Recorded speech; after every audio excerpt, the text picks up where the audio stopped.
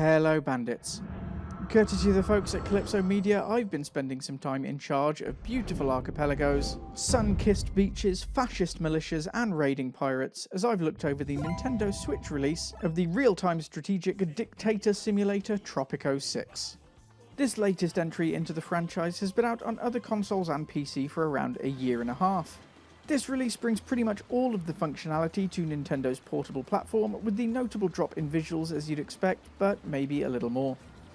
Tropico 6 sees you once again taking on the mantle of El Presidente. Supported by your possibly too loyal aide Penultimo, you'll act as either feared dictator of this tropical paradise, or a peace-loving statesman, or of course any blend in between.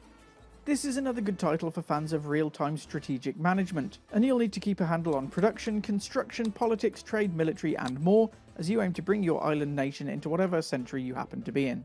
The political areas of the game are pretty expansive, and you'll need to please the people or otherwise sway their opinions through bribery, re-education or assassination in order to hold on to power. Tropico 6 is rated by PEGI at 16 and above and by the ESRB as T for Teen. This is based on a few things, though the PEGI warning seems to centre mostly around violence. It does play a part in the title with rebels attacking various locations, but with ranged combat and no blood, for me it's not really something to pay too much attention to. There are other elements, however, where you may need to pay a little more, with some drug references and relatively mild language. One other element to consider is the fact that as leader you are able to order assassinations. Overall, it's one which I wouldn't completely rule out, but would say deserves a little consideration of all the elements before sending the micro bandits in. For accessibility, Tropico 6 is picking up a score of high level. There are a decent number of difficulty options and that will suit most players. However, Tropico 6 doesn't have an awful lot of management requirements that you'll need to keep on top of.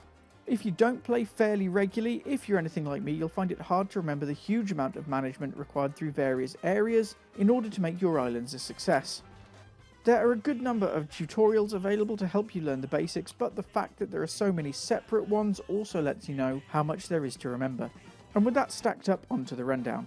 Visuals lacking. Here on Switch things do look fairly decent while high up, but getting down onto the ground visuals are really very basic. It's definitely a trade-off, and with the expansive islands available on a portable platform there has to be a little give and take. However, while the game does run well and I've had no frame issues, there has been a little too much give here in terms of the visuals.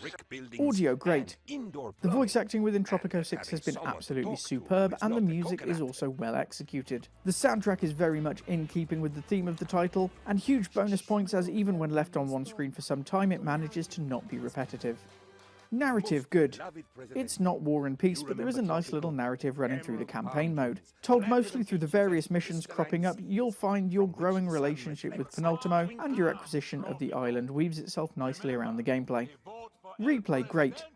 As well as a large number of tutorials to get you into the game and a good number of campaign missions that will take some time to get through, the title also comes with a sandbox available from the beginning. There are a really good number of islands to conquer and definitely enough to keep you busy for a little while.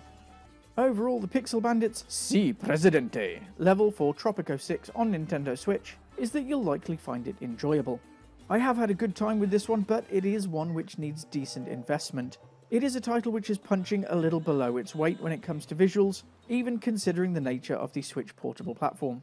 Even with that in mind though, it is very playable here, and if you have time to invest and are a fan of the genre, it is one which you should definitely take a look at. And that's all I've got for you today. Don't forget to check out the extended review at pixelbandits.org and keep your eyes out for more news, reviews and live streams coming soon. If you can spare enough for a coffee, every donation helps us keep Pixel Bandits ad-free and independent, and either way we'll see you again very soon, so don't wander too far.